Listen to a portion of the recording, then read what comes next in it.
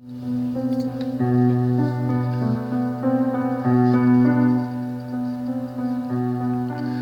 up, a lot of my friends talked about spending time at their grandparents', whether during a summer vacation or for one weekend.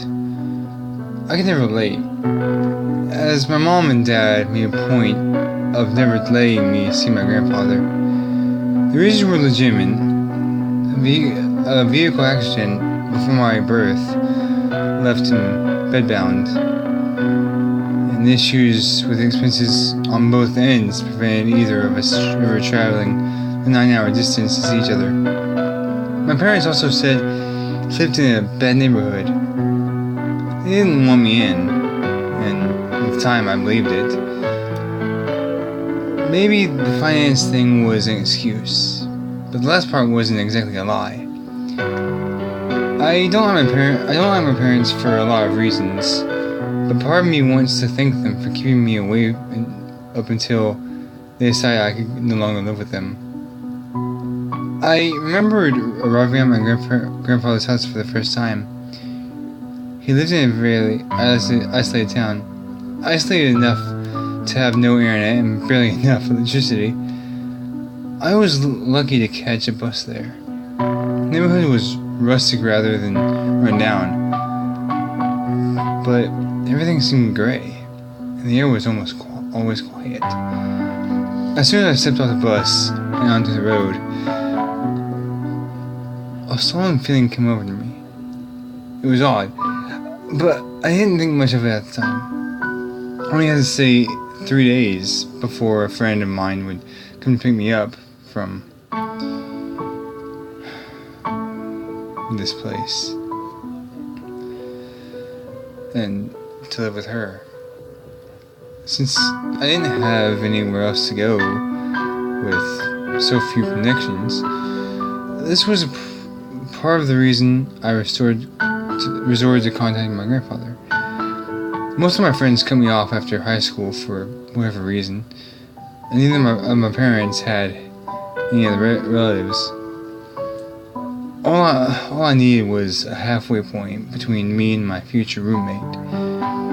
And despite us never having prior contact aside from a few emails, he was happy to oblige. My grandfather's house wasn't anything out of the ordinary. I was greeted by his carrier at the front door, a man in his 30s who looked normally as well. He took me inside, where the house was furnished and just enough for a display. Elderly man and his carrier. He escorted me upstairs to see my grandfather. His bedroom had medical equipment and furniture. He was pale, balding, and was laid in bed similar to that of hospitals. Still, he greeted me with a smile and had me sit down and talk to him for a long while. Long enough that I only noticed that the carrier left when he came back upstairs with a meal cooked for dinner.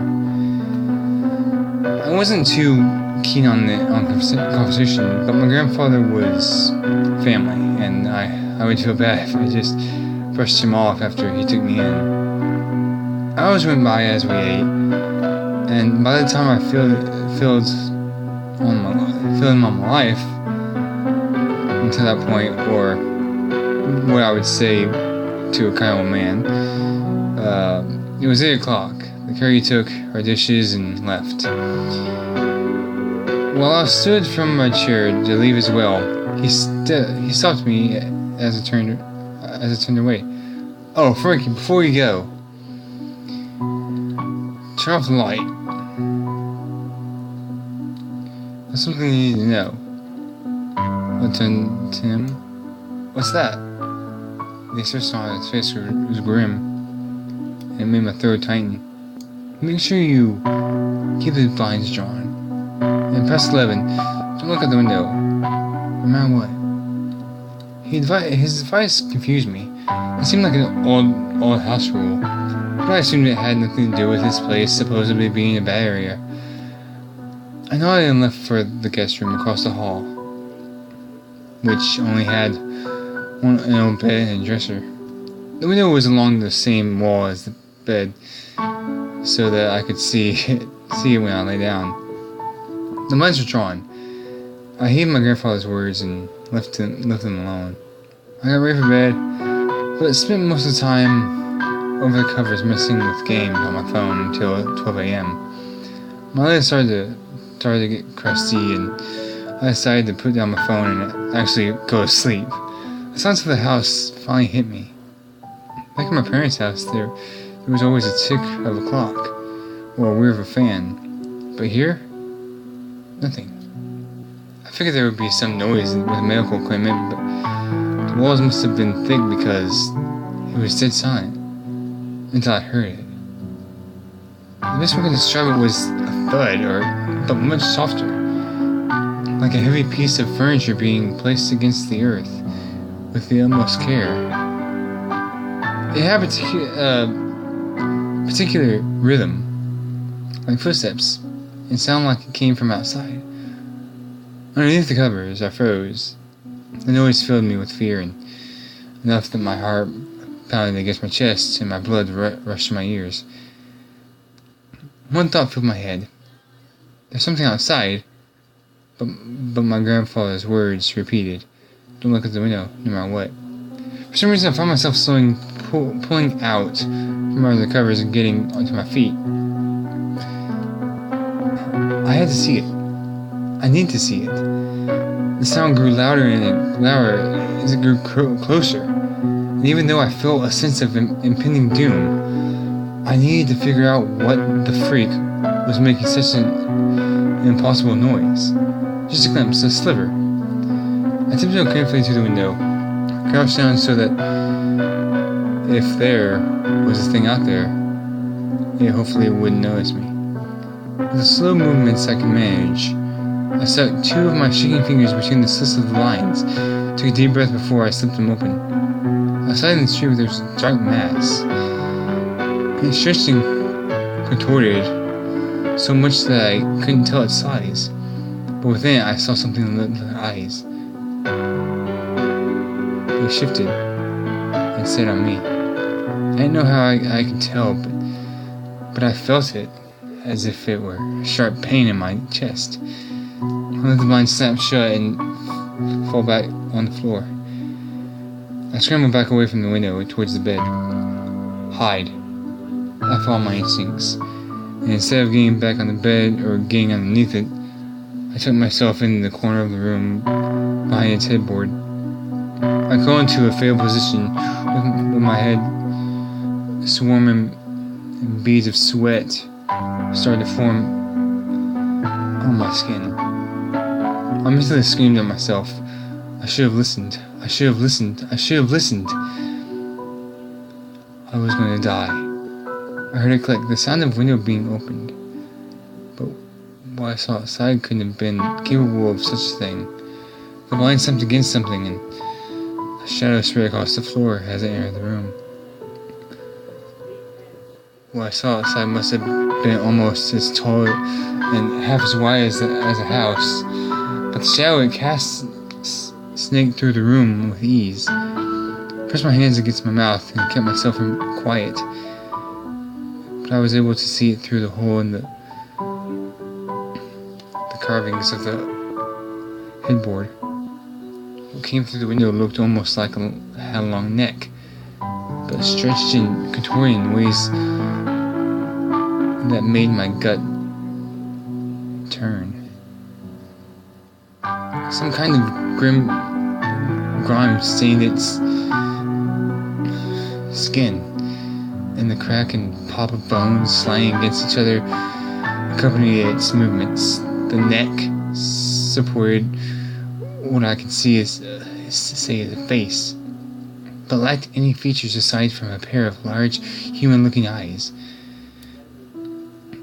It turned its face in my general direction, and although it didn't seem to notice me, I suppressed a shiver as its piercing gaze scanned the room. The creature brought a stench with it, so horrid that it made my eyes water. It smelled like rotten eggs, blood, and burning rubber, all mashed together. I squeezed my eyes shut while my ears rang, and silently pleaded for it to go away. The nauseating sound of cracking bones continued as it turned its head around the room. There was a long pause, and with a dead silence returning, and I had to hold down the bile building in my throat from the smell of the sight of it. I think it was crying. I think I was crying, but I'm not sure if from the odor or out of fear. I flinched as the cracking started up again, and the wave of relief came over me as the shadow steadily sinked out of the room and back through the window. I remained still, with the same gentle thud from earlier responding through the house. And then another. Once they faded out into the distance, I got to my feet, with my knees trembling. I took a moment to catch my breath and calm my heart as my mind struggled to process what I just saw. I went to bed, but I couldn't fall asleep. The next morning, I had breakfast with my grandfather in his room, like dinner the night before. I had rings around my eyes and looked pale as a ghost. I didn't want him to find out that I had broken his rule, but my exhaustion kept me from keeping up the act. He looked at me with a grim expression once the carrier had taken our dishes downstairs. "You stole it, didn't you?" I pressed my lips together and nodded. He sighed. "Well, I hope you're satisfied. Don't do it again." "What was it?" I don't know," he answered. "But it's been here for so long, as I have, if not longer. It's this town little secret. It's taken outsiders who attract its attention before, and those who provoke it, they vanish without a trace." I gulped. It was close to being one of them. "Why outsiders?" My grandfather shrugs. "Maybe it's some sort of guardian over this area. Maybe we're in its territory and it doesn't trust new guests. Most of us have lived here for a long time and can trace our families back a ways, which might be why it leaves us alone." About the neighborhood, I thought to myself. Parents were completely lying. And honestly, I promised him not to do it again, and we should be subject to normal things. For the next 2 nights, I drowned out its footsteps with headphones in my ears, and tried to keep the image of making its way into the room out of my head.